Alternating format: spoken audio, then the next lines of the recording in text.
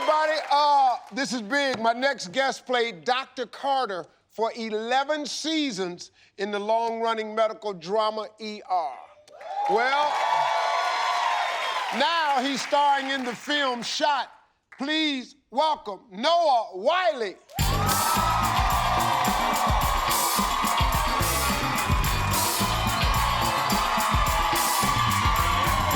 How you doing, man? Welcome to the show. Thanks for coming, man. Good to see you.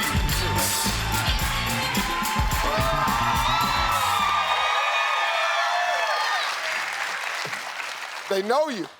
Good crowd. Yeah, they know you. Very popular, sir. Hey, Noah, let me talk to you about your kids for a minute, man. You got 3 kids. I do. The youngest is 2. Is your daughter, is she going through that terrible twos right now? She's something else, this kid. This is the kid that I needed to have right now because I'm on the road so much. She's the, you know, you can make a bedroom out of a walk-in closet. You can take her on an airplane. She's good in restaurants. She's a good kid. Wow, really? Yeah. It's good, man. My other 2. The other 2. Yeah, and she's, you know, they call them unicorn babies, the ones you don't want to talk to other parents about because they have no sympathy for you. You know, the one that... You know, everybody's like, I'm getting no sleep, and you go, well, mine sleeps 8 hours a night. That's really cool, man.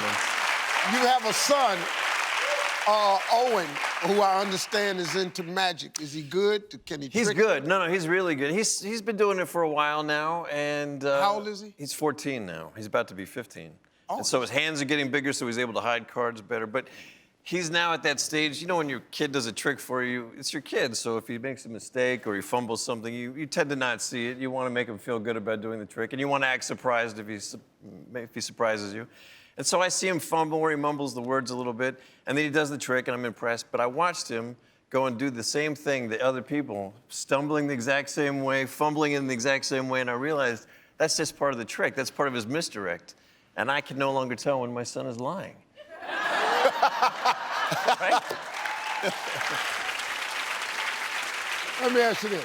Have you ever taken a role because maybe you thought your kids would like it? Oh, my goodness, yes. Yeah, well, all your priorities change when you have kids. You know, when you're a young actor, you're starting out, you think, there's no role I wouldn't tackle. There's no subject that's too out there for me. I want all the experiences I can find. And then you have kids, and you think, oh, I don't want them seeing me do that. I don't want to make that kind of movie. Oh, yeah. I don't want them to have to answer to that to their friends. Yeah. So they do immediately direct your choices and your tastes. But a few years ago, I gave the choice to my son. I was looking at 3 different TV shows, and one I was going to play a policeman, one I was going to be a lawyer, one I was going to be an alien fighter. And I asked the question. I said, Owen, do you want to see your dad be a policeman or a lawyer or an alien fighter? And he said, alien fighter. And I spent 5 years of my life fighting aliens in Canada on a show called Falling Skies.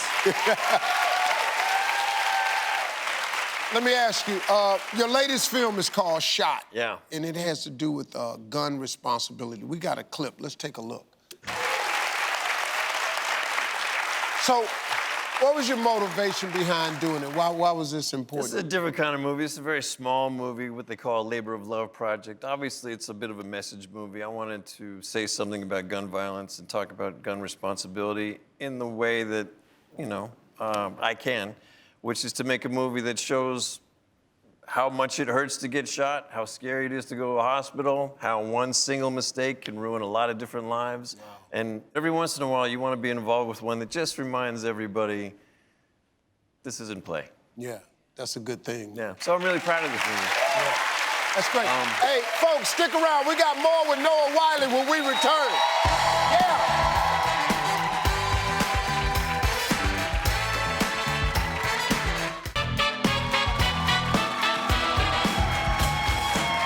Everybody, we're back with Noah Wyle. Everybody remembers you from ER, man. Does that seem like a long time ago to you? When I look at that, it does, yeah. Oh, look at those crazy kids.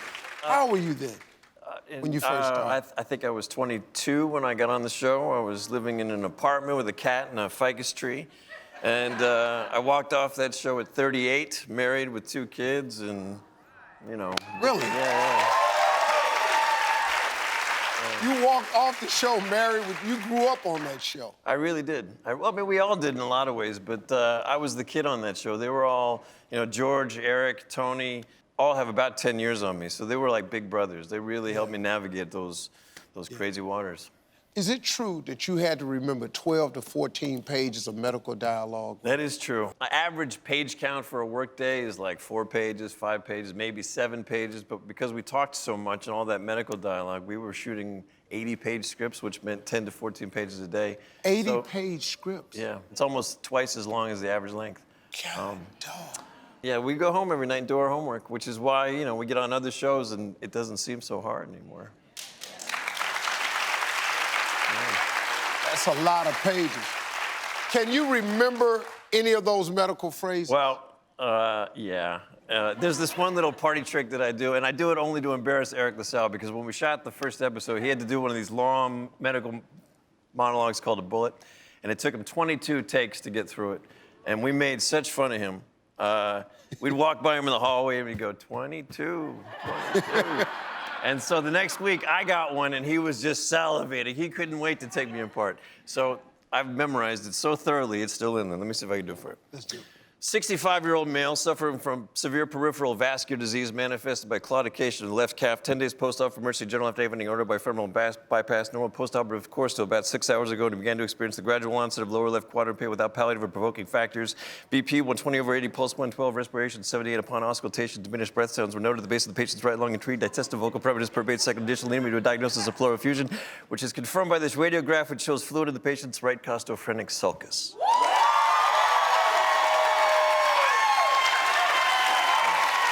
Next time I see Eric, I'm gonna go. I do it.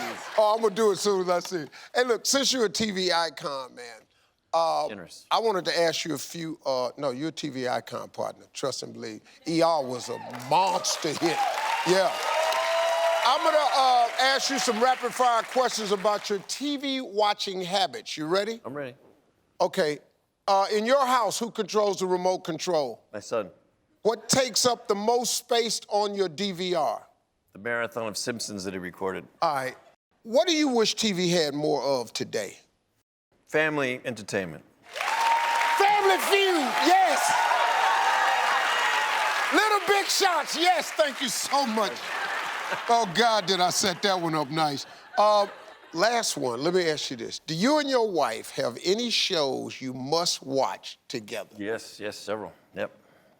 Oh, you want me to name them? Well, hey, no, Well, the biggest one was Game of Thrones. We just finished watching Game of Thrones. Oh, man. Crazy. Yeah.